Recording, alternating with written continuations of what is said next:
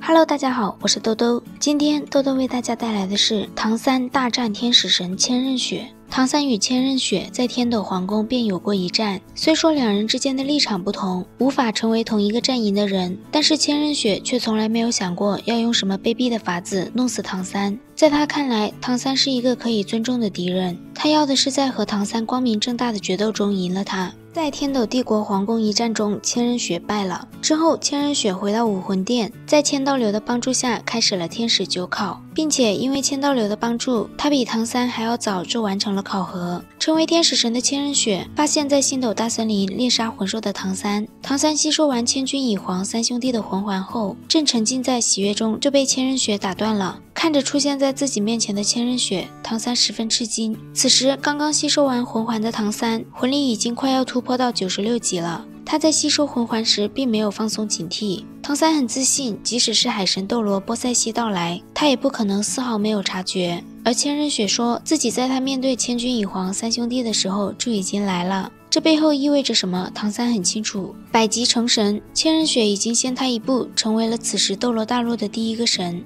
面对千仞雪的招安，唐三送给了他8个字：宁为玉碎，不为瓦全。这一战的开始，唐三并没有想过自己会赢，但就算是死，唐三也不会成为投降者。他很清楚自己与千仞雪之间的差距，所以动手之后便使出了自己最厉害的攻击，配合上海神3叉戟的天青寂灭雷霆。千仞雪太过自负，在与唐三动手时甚至都没有释放自己的武魂，唐三这全力一击将千仞雪击退，并且刺伤了他。看着千仞雪被瞬间撞远，唐三毫不犹豫的就钻入了星斗大森林之中。唐三这一击让没有释放神级力量的千仞雪在海神3叉戟的全面压制下只能后退，整个过程持续了5秒。这5秒对唐三的逃走至关重要，忙着逃走的唐三将海神3叉戟遗落在了千仞雪的手中。其实千仞雪的精神力一直锁定着唐三，但唐三逃走后，他的精神力查探到的却并不是唐三，而是蓝银草。千仞雪改用神念在星斗大森林扫描唐三的踪迹，却什么都没有发现，这说明唐三是以一种神级的力量隐藏着自己。而此时的唐三正藏在星斗大森林中，在森林和海洋当中，唐三有很大的可能逃脱千仞雪的锁定，所以唐三潜入森林后，第一时间就释放了蓝银领域，并且将蓝银领域极大净化效果全开，吸收蓝银草的能量，让自身实力恢复巅峰状态，并且利用蓝银领域将自身与森林中的蓝银草融为一体，强行脱离了千仞雪神念的探测。为了保险起见，唐三还释放出瀚海护身罩的隐身能力，掩盖自己的气息。多重保护之下，就算是千仞雪想要找到唐三也不容易。唐三一直潜逃到星斗大森林的边缘，但他很清楚，只要自己踏出星斗大森林一步，就会立刻被千仞雪发现。千仞雪可以在这里陪唐三耗着，唐三却没有那个耐心继续躲藏，毕竟前线战事吃紧。唐三迫切的想要回去继承海神之位。1天后，唐三主动出现在千仞雪的面前，并向千仞雪提出打个赌。唐三和千仞雪的赌约很简单，两人都不使用神器打上一架，实现唯一炷香。如果千仞雪能将唐三擒住，那么他就赢了，唐三会发誓向他臣服。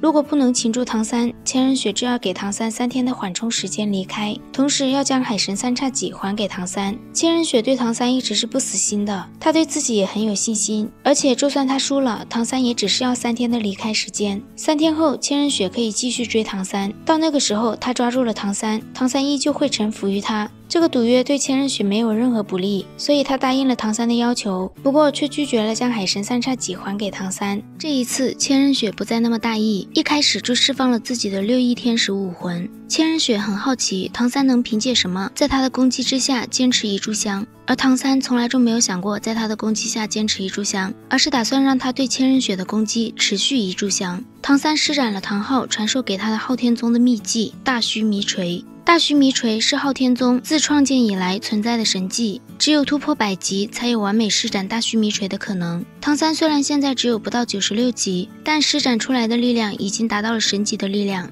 唐三最先炸的是自己蓝银皇的魂环，在唐三炸完自己蓝银皇第8魂环的时候，一炷香的时间才只过去了一半。看着眼前重伤的唐三，千仞雪觉得他们之间的战斗已经结束了，但唐三却用现实告诉他，这场战斗远远没有结束。唐三从如意百宝囊中拿出奥斯卡提前为他准备好的几根大香肠，吃完之后，唐三瞬间痊愈，状态也恢复到了最佳。这里豆豆要说一下大须弥锤的缺陷。唐三刚刚使用的是大须弥锤的炸环，炸环使用之后，3天之内所有的魂环全部消失，只有魂力存在。3天之后，魂环才会逐渐恢复，而且在使用炸环之后，至少要间隔36天才能再次使用，否则魂环就会有真正被破坏的危险。不过这对唐三来说也不是什么太大的局限，毕竟他是双生武魂，炸完蓝银皇他还有昊天锤可以炸，而且大须弥锤的炸环原本就是昊天锤的特殊修炼方法，这个技能只有昊天锤炸了才能发挥出真正的力量。唐三的昊天锤炸最后一个魂环的时候，他的昊天锤提升到了神器境界，炸环加上唐三叠加使用了昊天锤的乱披风锤法，以及在杀神领域的帮助下，唐三的这一击破开了千仞雪神级的领域。其实就连唐三也很惊讶，作为天使神的千仞雪，他的反应竟然这么慢。这一击也让千仞雪对唐三彻底没有了征服他的心思，只想要了唐三的命。这个时候，唐三又开始拖延时间了。他告诉千仞雪，自己还有蓝银皇的第9魂技可以用，他可以只用那最后一个魂环的力量，就能破开千仞雪的天使防御。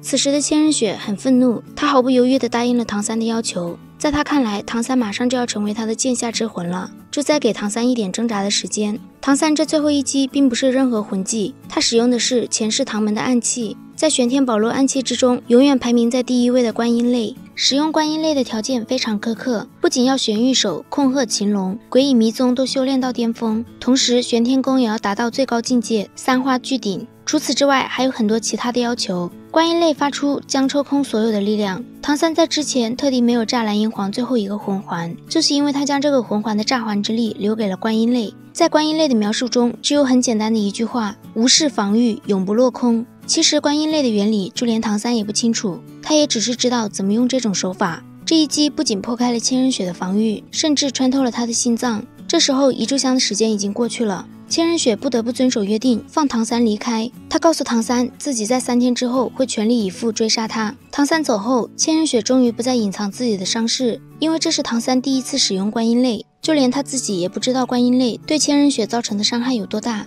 唐三以为是自己的力量不够，所以原本应该在千仞雪心脏爆裂的观音类只是穿透了心脏，实际上观音类让千仞雪的心脏真的破碎了。只是唐三毕竟还未成神，假如观音类上能够凝聚神力，千仞雪可能真的就被杀死了。千仞雪的心脏爆裂，心脉破碎，哪怕他是神，心脏也依旧很重要。现在的他已经没有了动手的力量，而想要重塑心脏，身为神的他也需要3天的时间。他在唐三面前强撑着不露出自己的伤势，同时他也对唐三的观音类有着深深的忌惮。再对上唐三，他不会再有丝毫轻敌，天使盛装也必须第一时间就安排上。千仞雪在唐三走后自言自语地说出了自己的伤势，却被偷偷溜回来想要拿回海神3叉戟的唐三听到了。不过此时的千仞雪想要杀了唐三，还是比唐三杀他更容易，所以唐三也只是拿回了海神3叉戟便离开了。千仞雪在这场战斗之前一直想要说服唐三，逼唐三妥协，并不是因为唐三是他唯一看中的男人，而是因为在千仞雪成神时曾经出现过唐三的身影。唐三是千仞雪成神后最大的破绽，假如他毫不犹豫地杀了唐三，他心中的这个破绽就永远无法弥补，而他的这个大破绽会成为他以后修炼路上的大问题。所以他想要说服唐三，如果唐三妥协了，那他对唐三的好感就会大幅度降低，慢慢的就可以将唐三从他的心中抹去。到那时，唐三也就不再是千仞雪的破绽了。